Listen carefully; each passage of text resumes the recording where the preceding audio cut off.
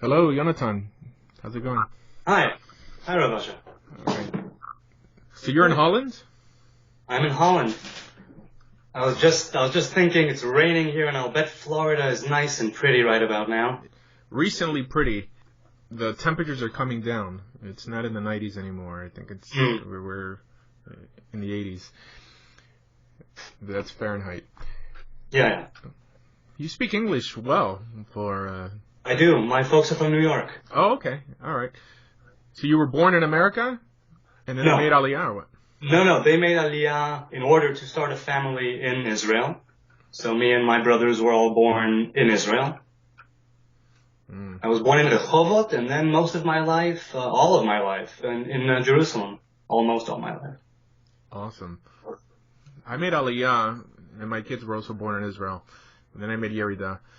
But I lived partially in Yerushalayim and in a place called Kohav HaShachar, which is like 15 kilometers northeast of Yerushalayim. Where in Jerusalem did you live? All over, north, south, center. Over the years, I've moved a lot, relatively. But so it would be all over the city. Really, different neighborhoods for a few years here, a few years there. Did you grow up religious? I did. I grew up Dati Leumi, right, national religious, and I still consider it a home in a lot of ways. When your parents made Aliyah, they made Aliyah as religious Jews? They made Aliyah as religious Jews, yeah. Nice. Religious Zionists. Yeah, they kept hearing about it growing up. You know, they had to go through listening to all the different things that were happening there, and people were talking about Israel, and when they hit their mid to late 20s, they said, wait, what are we doing in the States? We should be there. And they did it. They left a lot behind and went for the dream. I saw one of your pictures that you had a Toys R Us shirt on. I think there was a Toys R Us in Kinyon Malcha, and maybe there's one in Tapiot. Right.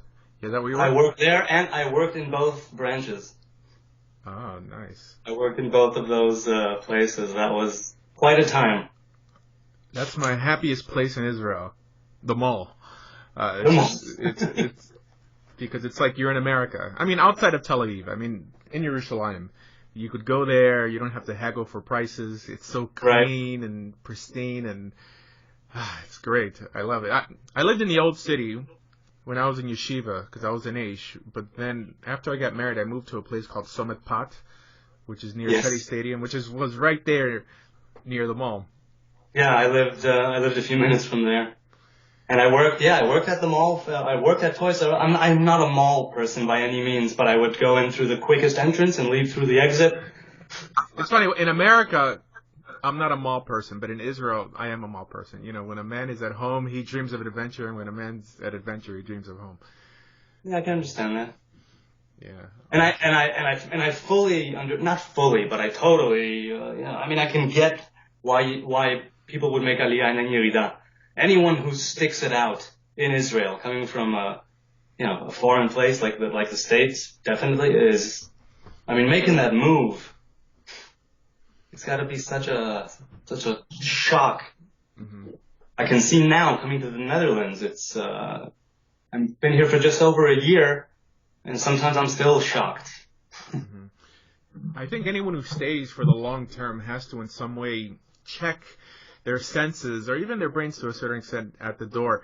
I remember I was friends with Yishai Fleischer when I lived there, and he's a big Zionist, the radio talk show host. And then I would tell him, how can you defend this place if every secular Jew out there is trying to rip you off? And they're like, no, the reason they're trying to rip you off is because they're treating you like family. They're your brother. In other words, you have to be taught to think like this. Even when they do bad, they're good. Just because... Yeah, they hurt the ones they love. Right.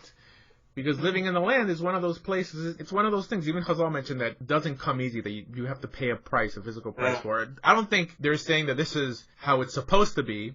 No, I think all things can be earned through pleasure or pain. Ahava b'yisurim. And, Eretz Yisrael is bought, it's bought with the hardship. It's bought with broken back, sweat, blood, tears.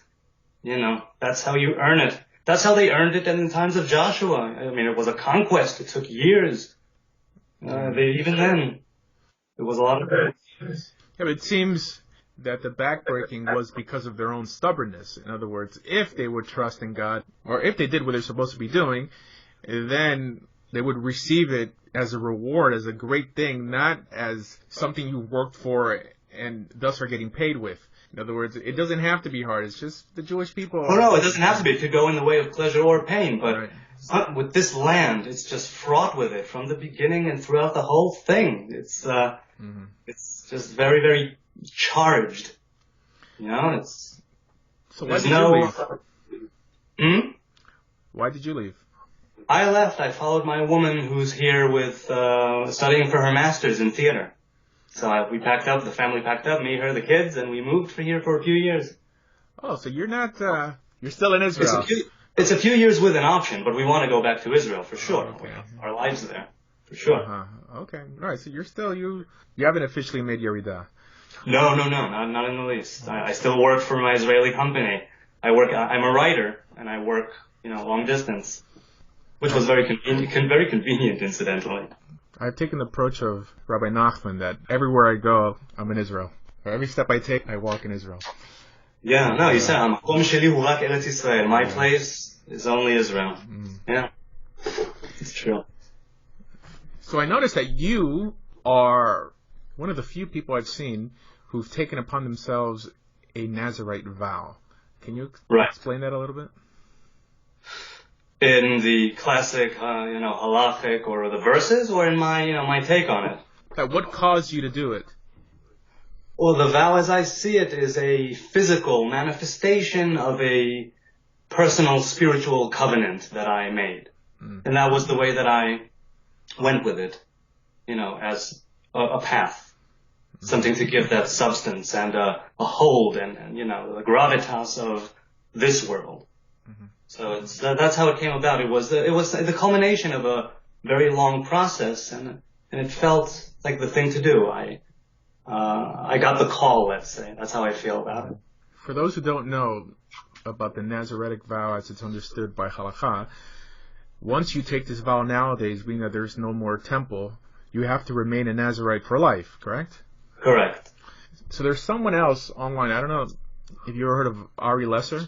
Yeah, I mean, he's pretty famous. He does these he's kind of like a poet, but he makes music as well. Anyways. So slam poetry to music? Or... Yeah, no, but he's a from guy. He lives now, I think he lives in Cleveland. But he's the only other Nazarite I know, but he's a from guy. He may be Lubavitch, I'm not sure. But, cool. I mean, I've been lucky enough to know a few other Hebrew Nazarites over the years. One of them, all of them are special, I think.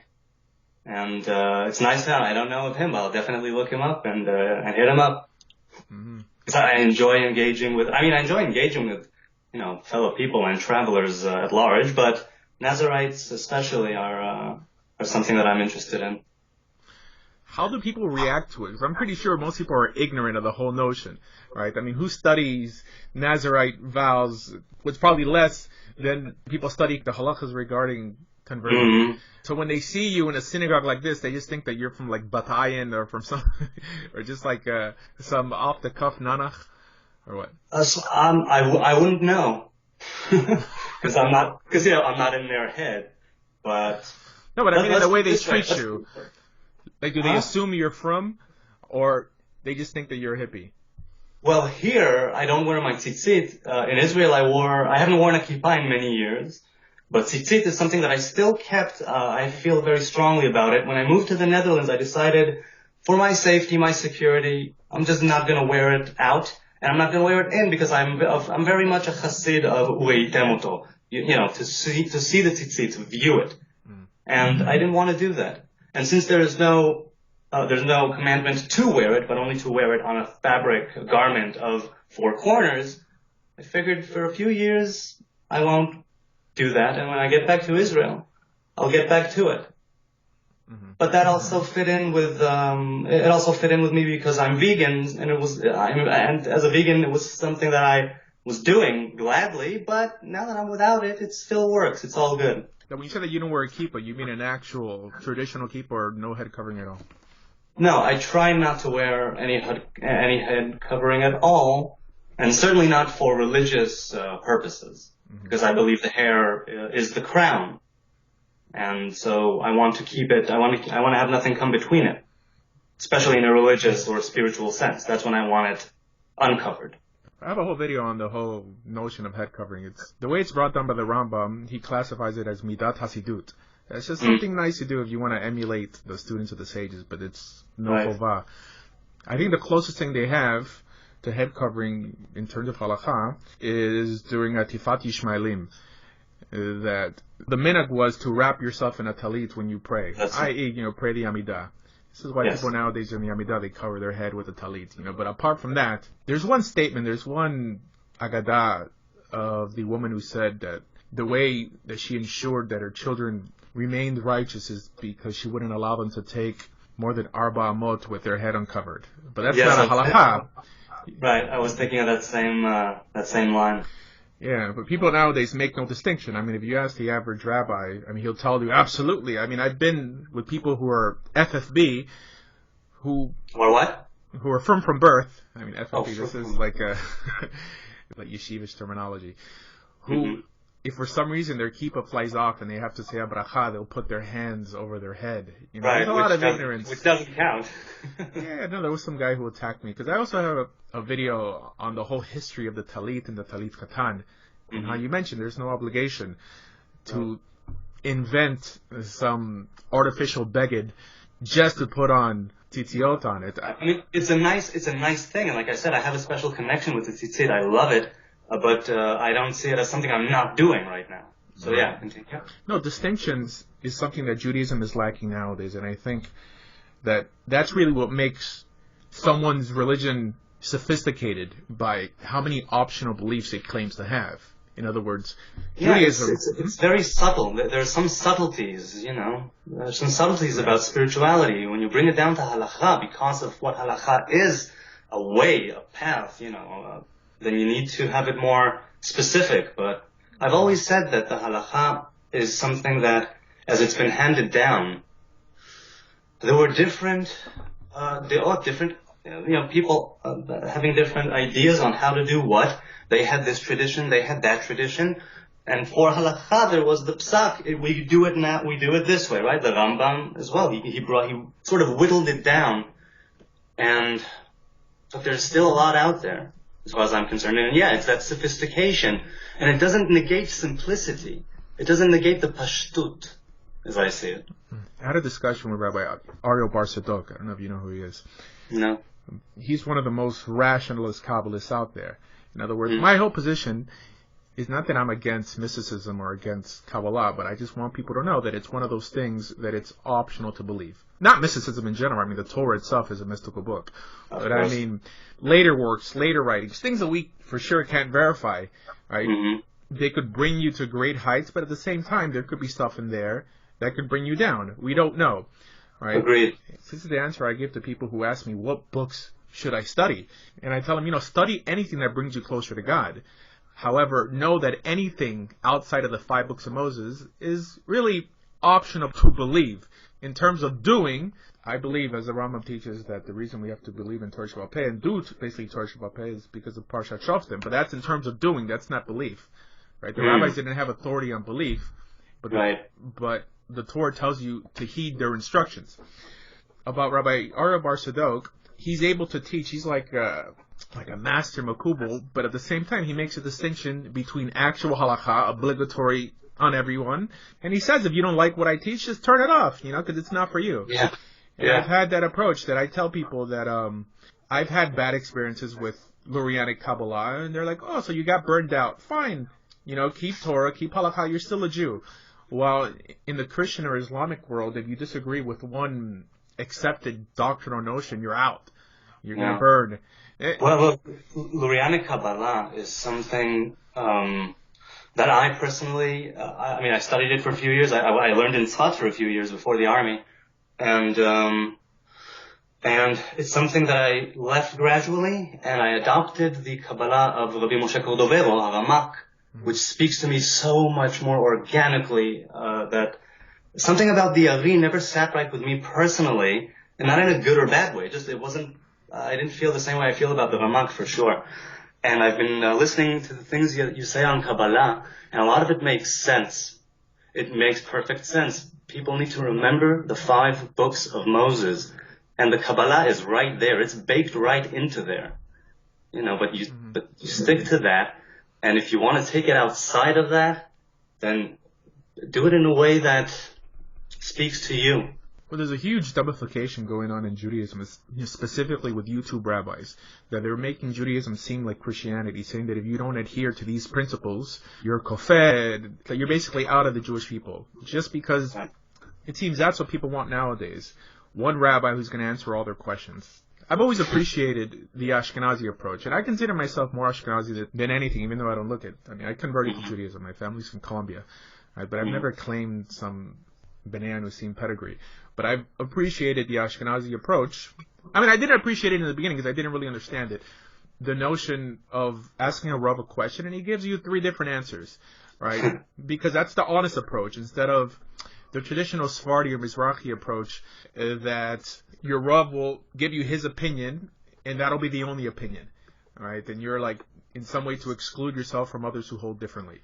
I think that's more of a primitive approach, right? I mean, once someone really hops into halakha and the divrei sofrim, they see how colorful Judaism really is. Very much so. And again, it's those subtleties, those details. Yeah, they make it. It's a wonderful tapestry. So this is why it's even allowed me to include certain Messianic Jews into my outlook of Judaism. Now, I clearly don't believe in Yeshua. I think I've debated more missionaries than anyone.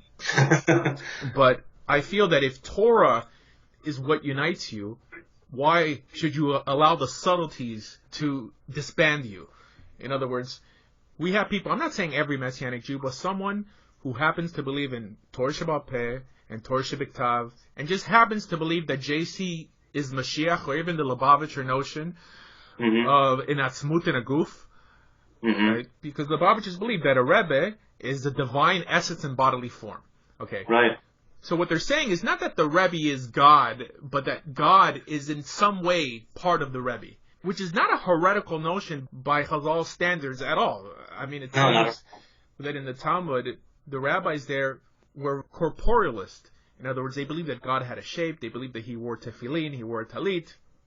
Now, fine. Now, I don't believe that because I adhere more to the philosophy of the Rambam, but unlike the Rambam, I'm able to see even his philosophical works like Mor Nevuchim as also optional to believe, but very helpful because he lived at a time that he had to discuss and basically justify his ideas with the Islamic world, who are like uber monotheist, right? They might not know anything about anything else, but they know that God is one.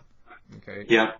Being that they fought mostly against the Christians, that's what made them so large, because they were basically converting Christians to Islam versus converting Jews to Islam. I think that a Messianic Jew or someone who happens to believe that JC is in some way the bodily incarnation of the God of Israel and Mashiach, but believes in Torah like I believe in Torah and believes in halakha like I believe in halakha, I think that he should be counted as a full kosher Jew. Why? I mean, what's the problem? Now, we can use different scales. Right. I'm not going to call someone who believes in the Partzufim and the Sefirot and all this stuff, if I'm not going to call them idolaters, why am I going to call a Messianic Jew an idolater? The problem that people have is that they can't understand that someone can be foolish and ignorant on Torah and halakha, and at the same time not be an idolater or a heretic. In other words, only because someone is wrong, in my opinion, I agree with the Rambam's understanding on not limiting God. However, that doesn't make the person who believes like that a heretic or an idolater, because Chazal set the standards for heresy and idolatry. And Messianic Jews really don't meet that standard. Because nowadays, if someone disagrees with you on YouTube, but they just start tossing names at you, what they fail to understand is that if someone is actually convicted for idolatry, they're being put to death. Right? This is not something to be taken lightly. No, for This is a serious accusation. But they don't care because there's no consequences. Right? There's no Beit Din HaGadol that's going to adjudicate you for that. So this is why I'm very precise in categorizing people. And this, for some reason, gets people to attack me. I think it gets people to attack you because because there's a nugget of truth there, not in the sense of Jesus being Messiah or not. It's that if you take even the idea of Messiah, the Messiahs we have in the Torah are a few, and I maintain personally that he could have been Mashiach, right? Just like Bar Kuziva, Bar Kochba could have been Mashiach. As far as I'm concerned, he could, until he died, and that was it. After that, he can no longer be the Messiah. If you want to believe in that, and you want to believe in the idea of that a manifestation of the divine, then you get into the whole, what Moses warns against. He tells the children of Israel, remember, you saw no picture or anything, no image. Remember that you only heard the voice. That's where the problem really lies, I think. Regardless of the animosity between, and the tragedy between Christianity and the Hebrew faith over the years. Regardless of all that, I think that's where I think that's where it is. Mm-hmm. That idea. But Mashiach, as you and I know, is something that's been blown way out of proportion, I think. He's a king. He's an anointed one. Several people get anointed in the Bible, but it's like laying all your hopes on that. It turns it into something so monumental that if you say it could have been this guy, maybe there's more to it. Maybe that's too simplistic, but I understand where you're coming from when you say we believe in the same laws. This person happens to believe that Jesus was Messiah, is Messiah. So why should that stop us from making a connection? God is greater than him or I. I consider it a later developed idea. I don't see the notion of Mashiach in Torah Shebiktav at all. Now, the Rambam in Sefer Mitzvot, the closest mitzvah that he could tie into believing in Mashiach is in Parshat Shoftim, the command. It's really like a reshut, that if we want to establish a king, right? There's no obligation to have a king necessarily. Though the Rambam in Hilchot Melachim did it right there in the beginning. Right. So he believes it's an actual chovah. But I'm saying according to Torah Shebiktav in itself. Now, nowhere in the Torah does it say that kings are anointed. Okay. This is something that was also developed by Chazal. It's a developed idea. I don't think someone should be excluded from the fold for a concept that's not in Torah 1, and 2, not condemned by our sages. And by our sages, I mean basically Tanaim and before. Mm-hmm. So, Judaism has a lot of developed ideas that people get thrown under the bus for nowadays. Like Techiyat HaMeitim. I just don't see Techiyat HaMeitim in the Chumash. What do you mean? Whoa, Rabbi. No, right. Rabbi. What? What do you mean? You don't see it? It's in Genesis. Right. So there's a lot of foreshadowings out there. They're like, oh, do you see this? This means that, and that means that. No. Rabbi, I'm talking pasuk meforash, literally in the text where it's said that when mankind ate of the fruit of knowledge of good and evil, death came into the world, and it will leave it when we eat of the tree of life. That's what the prophecies say, ubilah hamavet lanetzach, that death will be taken away forever. That's the Shabbat that's going to be here soon. It's that tree of life. So, that's how I see it. It's not foreshadowing. It's where we're going to. Mm-hmm. That's Olam Haba as I see it. So that's Techiyat HaMeitim. Techiyat HaMeitim for me is not the dead rising. It's death being obliterated. So, as you know, the vast majority of Rishonim would disagree with you. For sure, the Ramban's understanding of Techiyat HaMeitim is that... Well, no, look, it's the idea of Techiyat Beguf, as I see it, again, it has to do with the tree of life back in Eden. It all goes back to Eden. So as far as I'm concerned, it's written right there, and you can disagree for sure, Rabbi. That's okay. I see. No, but I think that makes my point, because my point is that it's not literally there. That's why you have to explain it. If it's literally there, it would appear in Sefer Mitzvot, like a blanket law that this is why we believe this. Now, putting two things together... Well, it's not a commandment, though, is it? The Rambam says it's one of the principles of faith, right? But it's not a commandment. I'm just talking about the origin. I see it plain, black on white, personally, as being Techiyat HaMeitim, not the dead rising, like I said, like from the grave, like zombies, but this time when we will be in a body that has partaken of the tree of life. It's like the Techiyah of the Metim, of death itself. That in itself sounds like an interpretation. I don't think anyone who reads the Torah straight through would hop immediately. right? We need someone to explain it. Okay, so that in itself is a foreshadowing. In other words, it's not literally there. Here, forget about it being an actual mitzvah. Here, for example, reward and punishment is also not necessarily there. I see it to a certain extent just because it alludes to it, but I'm not going to say that if someone fails to see what I see, they are in some way denying Torah. That's what I mean. Right, for sure. Okay, fine. So there's a lot of people, even Messianics, are able to see JC in portions in Torah. And they've made a similar argument. They're like, you don't see it, it's there. If someone knew nothing of the Meforshim, they knew nothing of Chazal, they knew nothing of even Christian commentators, and they were in a desert and all they had were the 5 books of Moses and Sefer Yehoshua, I doubt there would ever be a notion of the resurrection of the dead. That's cool. Yeah, I tend to agree with you. This is something that I've developed just within myself, and that it's been, many years. Bereshit is my favorite Torah portion, probably, and it's all there. It's all in there. Everything, the beginning, the middle, the end. I've heard similar arguments for Gilgulim as well. More radiant, more clear there. Rashi mentions it countless times, but I'm not going to say that it's in the Torah. Now, only because something's not in the Torah doesn't mean that I don't wish for it to be true. I want to live again and again, specifically with consciousness in my previous life, but I like the notion of reincarnation. I just don't say that it appears in the Torah. Because nowadays, people say the Torah teaches and they'll quote the Tanya, Mor Nevuchim, Derech Hashem. They make no distinction, right? Because they think that if you don't believe that something's obligatory to believe, you're saying that it's beneath you and should be trampled upon. That's how the primitive mind functions, because they get stuck on first stage thinking. It's not true at all. Only because something is not a tenet of your faith doesn't mean it's ultimately or should be disposed of. It means that, it can be disposed of, but if you choose to hold on to it, you may find nuggets of wisdom in there, right? Yeah. So it's this all or nothing approach to Judaism. No, it's a dichotomy that I personally have very. Look, as far as I'm concerned, with what I'm doing and my personal path, I've in some ways escaped that dichotomy of religion. Having grown up in Israel and seeing so much division and so much fractioning and just terrible things, it's not something that's helped my view of organized religion. And having people be so dogmatic, if I'm using that term correctly here, and it's something really terrible. It's ikar v'tafel, right? What matters and what doesn't, and people are mixing them up, myself included.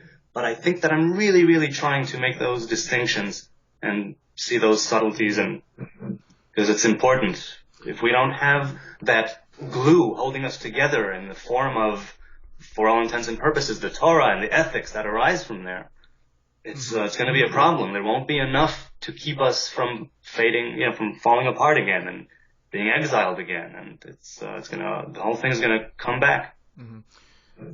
Now, as a recent Oleh, I saw less of that in Israel than in Chutz La'aretz. For example, I always teach that in Israel, no one asks me if I'm Jewish, if I'm a convert, or anything. It seems that, come time for Mincha, there was no issue with a Sephardi or Buhari guy, davening in an Ashkenazi shul. It didn't really matter. Now, in America, the difference is that lack of variety just pushes people to be secular. While in Israel, there's more reasons to remain religious just because there's a place for everyone. Everyone has weird ideas. I've never had in Israel a rabbi actually disagree with me. And when I talk to a Yemenite rabbi, a Israeli rabbi, I tell them, because I proselytize, I believe in making more Jews, encouraging them to consider Judaism. Mm-hmm. And they all told me this is a great idea. However, in America, it's a completely different approach. They're like, why would you want to do this? Because they're like, they think that you're trying to destroy the Jewish people. It's a completely different mindset. In Israel, it's hard to be labeled a heretic in Israel. Yeah, for sure. Look, there are plenty of advantages to having that variety, and I believe that, God comes in all colors of the rainbow and all that, but I saw a lot of the negative things as well. Mm-hmm. And it bugged me. It really did. And something like what you're saying, where it's all or nothing, that's the bad type of religion and of religious thought. That's a bad kind of indoctrination. Because you can say, look, we have all of this, and this is our path. It's kind of what I tell my kids. There are many different things. This is what we do. It doesn't negate the other. It just means that this is our path. And there's not a lot of tolerance it's amazing how in Israel you can have a lot and just nothing at the same time. Things like tolerance, things like understanding, and being there for your brother. So, I still think that there's a line that shouldn't be crossed. Although I'm very tolerant, there's some things that as a religious person I can't tolerate. And that's when people are mistreated under the guise of religion. This is why, people see me attack groups like Chabad a lot because of their attitude towards the Gentile world. The whole notion that a Gentile soul comes from the Sitra Achra, from the unclean klipot, and, or saying that Jews, with the whole notion of Helek Elokah Mimal Mamish, that the soul of a Jew is so superior, saying that if you're not Jewish, you're intrinsically inferior. I think these ideas hurt, and this is why, as a Jewish person, it behooves us to fight against them. Now, on trivial matters, I agree. If someone wants to eat kitniyot and Pesach, I'm not going to argue with you. I think everyone understands that's like a minhag shtus. No one takes that seriously. But on serious things and how we look to the Gentile world, because we're just like a drop in the Gentile world, of course, we can encourage that animosity by not policing ourselves. And that is one downside of living in Israel. I've noticed that a lot of Israelis who've never really left Israel, especially those in the Dati Leumi camp, view Gentiles as eager to hurt Jews. Right? They think that the whole world is against Israel because one thing that keeps them religious and Zionist is this idea that if I don't stand up for the Jewish people, who will? And I'm in some way the last beacon of hope for the Jewish world. Yeah, there's something to that. Now, this is something in a very practical way, Rabbi. You know that. It's very practical. You could say it's condescending. You could say all that, but it also has a very practical edge to it. To in some way quote a statement that JC said, he said that a man can't have two masters. He either love one and hate the other. I think that's the relationship between the religious Zionist portion of the State of Israel and the rest of the world. In other words, they're not able to balance the two. They think that if they love the State of Israel, they automatically have to hate Chutz La'aretz. And I think that's the attitude that rabbis like Meir Kahana was trying to put in people. And I was a Kahanist for a while. I'm not against what he teaches, but he taught that the next Holocaust would come from America.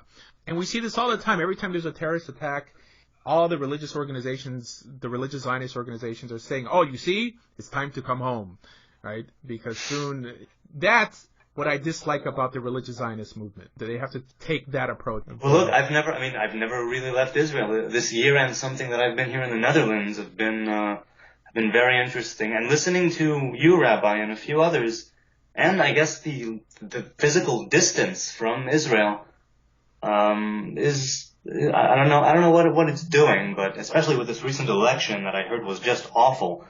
I'm asking questions about the state of Israel and as a state, because I've lived there all my life and certain things were really, really clear to me, and now it's not that I'm changing my mind, but I'm certainly thinking about it differently. When I made Aliyah, I was definitely a religious Zionist. And then I became a pessimistic Zionist till I eventually started identifying as a non-Zionist. I don't say that Tefillah le-Medina, but I do believe in the existence of the state. And it's a great ally in the war against terror.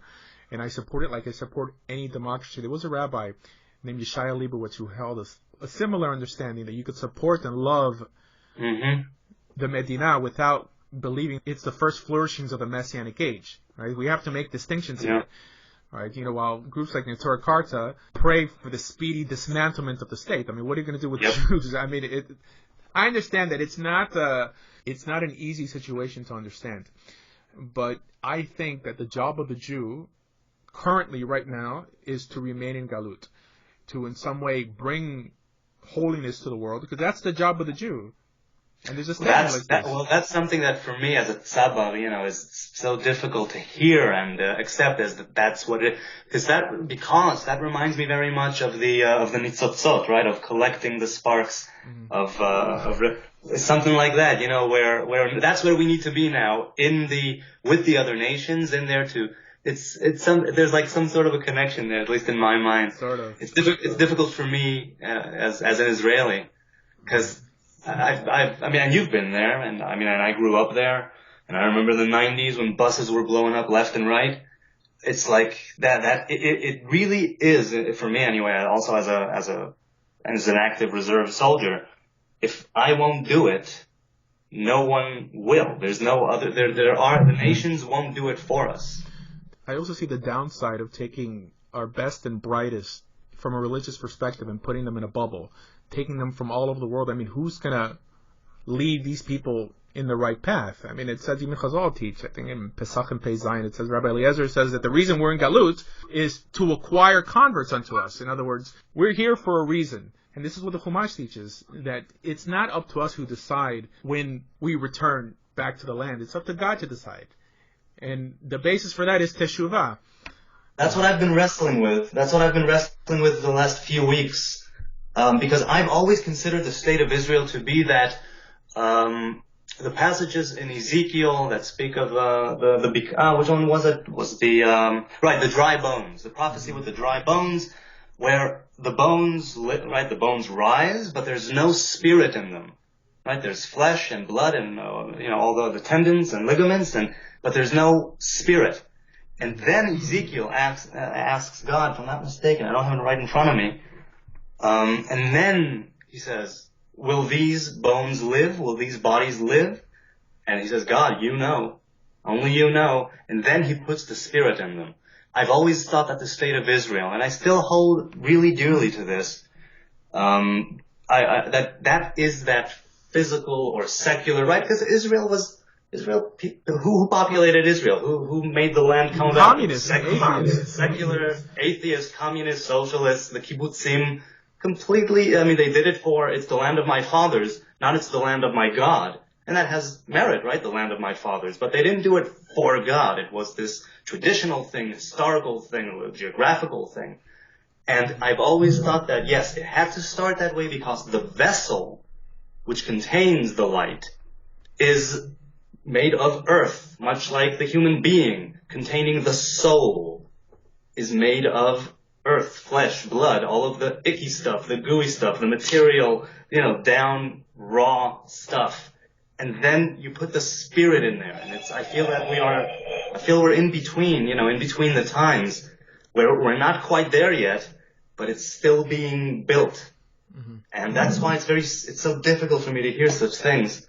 Like that's not where we belong. And because of my parents, who I heard all my life. So, I guess I was indoctrinated in a way, being a citizen and having grown up there, lived there all my life. It's my home, I actually embrace that notion of land of our fathers more than land of my God.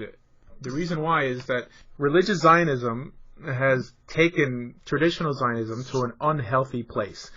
In other words, it's been part of Israeli policy that when a diplomat steps foot in Israel, the first place they take him is Yad Vashem. Why? Because that's the reason there's a state of Israel, because of the Holocaust. Right? But the Zionists are furious when that happens, and their approach is that they should be taken to Hebron. Because they have two different outlooks here. The secular guy is not trying to convince or bamboozle the world thinking that this is the ingathering of the exiles. They just want Jews to be safe. That makes sense to me. Okay.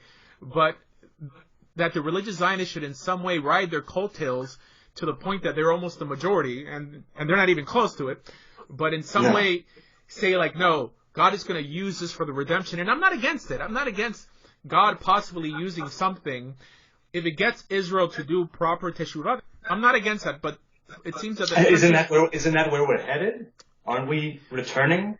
I don't see that. I mean, Israel was still predominantly secular, and the religious people who are growing, which is the Haredi community, are not people who we really want to be around, right? These guys typically don't care for the state and even the political parties like Shas and Degel HaTorah, they just exist to get more welfare, to get more money for people who have a lot of children. They don't really care for the outlook, the major outlook of the state. But I love the state of Israel. I haven't been there in 5 years, but I would love to go every year, for the Hagim. It's nice to have a falafel shop in every corner and a show in every corner. Oh, right. I miss a good one. But I just feel that now it's the time to build up Israel. Not the state of Israel, but the people of Israel. And that's by ushering in converts. People love Jews more than they've ever loved them in the past, particularly religious people. I mean, secular people hate them even more than they have in the past. But Probably. Religious Gentiles are enthralled with everything Jewish. We should open up the floodgates and just let them all come in and help us wash out the bad blood. Because this notion that there's no enemies from within have hurt us, not just in the secular world, but in the religious world. Our biggest enemies are from within, even in Israel and Israeli politics. God, yeah. A group like Shalom Akshav, and our biggest enemies are Israelis. People don't know that. They think that Israel is not complacent in their own destruction. Not true at all. 85% of the country really doesn't want anything to do with religion, and that's what typically grounds us politically. It's religion. That's what grounds the right. The whole church and state thing is so convoluted and so complex there. It's unbelievable. So many good things, but so many mistakes. Right. Really. Right. So many mistakes. Hindsight's 20/20, but as it exists, I do endorse the notion of separation of shul and state in Israel. In other words, I don't want another temple to be built nowadays, and I don't want another Sanhedrin, because who's going to run it, right? Who's going to run the next temple? Satmar, Bobov? It's like, I like the situation now that the frum are able to be frum and the secular are able to be secular, fine. But when people start saying that this is a resurrection of biblical Israel, that's the problem. That's when I actually get a little scared, because I think, if you want God to judge us like he judged biblical Israel, then we're all in trouble. No, see, yes, there's that opinion, but I still maintain that there's something so special and so unique about that place, and that we are on the way, and I can't say how it will come about, far be it from me to know, but, that this is the time soon where, who was it, Amos the prophet, that the Lord will pour his spirit upon all flesh, not just Israel and not just the Hebrews, it's all flesh. It's something that we're really heading towards. And the state of Israel, as far as I'm concerned, is, coming back there after so many years, even if it's by force, right, and ascending the wall, the whole thing. Right, the 3 oaths. Right, the 3 oaths. There's just something here. I don't know. It's bigger than me, so I don't know how to explain it, but there's something about that place and the people, the time. It's things are coming together. Who knows? People have been saying that for thousands of years, waiting for Mashiach and all, but something is definitely going. I know I feel it personally, because things are so bad and so good. It's all coming to a head. I remember when I was living in Israel, there's this notion called Jerusalem syndrome, right? And I see something like that with the people who find places like the Old City religiously magnificent and spiritual, this and that. And I'm thinking, as someone who actually partially worked for the tunnel tours, I've seen real Jerusalem. This is not real Jerusalem. That you're basically walking in a city built by the Arabs, right? Real Jerusalem is 30 feet under. Right. I was always of the opinion that it all should be leveled and it should be like Kinyon Malcha, right? Elevators and air conditioning, not cats all over the place, missing tails and eyeballs, Oh, the old city cats. Here, people think that only because something looks old and archaic, it's by definition spiritual and religious. And I think that we have to get that out of our mind. And the old city of Sfat is the same thing, right? I don't know why people associate things that look old with religion. If Moshe Rabbeinu was alive today, he would be wearing an Armani suit, I don't know. Even Rabbi Ovadia Yosef, they're saying that Rabbi Ovadia Yosef only drove in BMWs. And the first BMW that ever entered Israel, whenever there was a new one, always went to him. Why? Because there's a distinction. I guess Sfardim are known for the extra pomp. You walk in, they got the huge chandeliers. They're in Hasidim. Hasidim loves their chandeliers also. But this kind of Bat-Ayin, Svat, Afula approach, I don't think helps. I think it hurts in the long run. This is why... Well, which long run are we talking about? In terms of actual Geulah. Where are we running to? Well, look, I think of it practically. It's not that it's all, sound and fury signifying nothing. I take it very practically in the sense of how I personally live my life, and that's why I'm saying what I'm saying. You're absolutely right about the fact that it could bring great harm, because we are missing the here and now when we think about there's something that's being missed. We need to, again, coming back to details and subtleties, we need to make these distinctions. Like you said, it's that sophisticated part of the religion, let's say. And we have come to a point where that's what we demand, whether we are aware of it or not. We want to know these things. We want to make these distinctions. And so I understand where you're coming from, for sure. What group would you align yourself with the most? There is no group. I'm a free agent. You know, if pushed to a corner, and sometimes I am, come on, what are you? I'll say I'm a traditional Hebrew man, no more, no less. I've recently even started to consider myself an Am Haaretz because I love the way it sounds. People of the land, yeah. Amcha, right? For sure. Am Haaretz, right? Right. Which is derogatory in Chazal, on par with ignoramus. Right. But I see it as something very quaint, just a person, not a sage, not a gadol b'Torah. I'm just a Hebrew man with my Torah, just doing my thing. And groups are wonderful, and I certainly think that here when I'm in Holland. I was at Beit Chabad last night at a shiur, at a Torah lesson. It was nice, the first one I'd been to in over a year. But yeah, groups for here and there. I wouldn't associate or identify with any of them.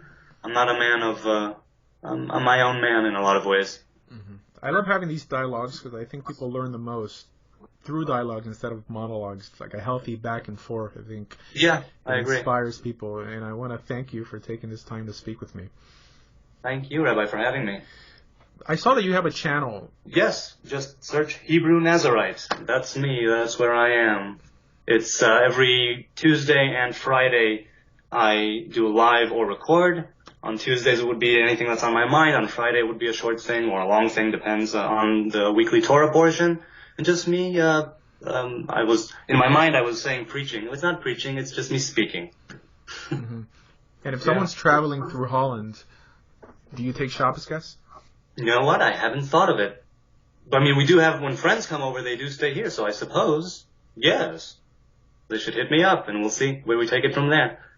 I was supposed to meet a guy this morning, but he had to cancel. Uh-huh. Someone that I met through YouTube. So yeah, I'm up for that, hypothetically. How far are you from Rotterdam? By what? Bike, car, train? Car. I would say 30 minutes, something like that. I don't drive. I take the tram and train everywhere. Mm-hmm. No, there's a small community there starting up. I don't know, if you know Rabbi Meir Villegas Enriquez. Didn't you speak with him recently? Yes. Yes, I know of him through that dialogue that you had with the rabbi. Uh-huh. So that's where I know the name from. Okay, cool. No, it'd be cool if you guys can network. I'm for strengthening Judaism outside the borders of Israel. I'm for doing that too. It's part of why I started this channel. Awesome, bro. All right, man. Thanks again. Thank you. Have a Shabbat Shalom and a Happy New Year. Shana Tova.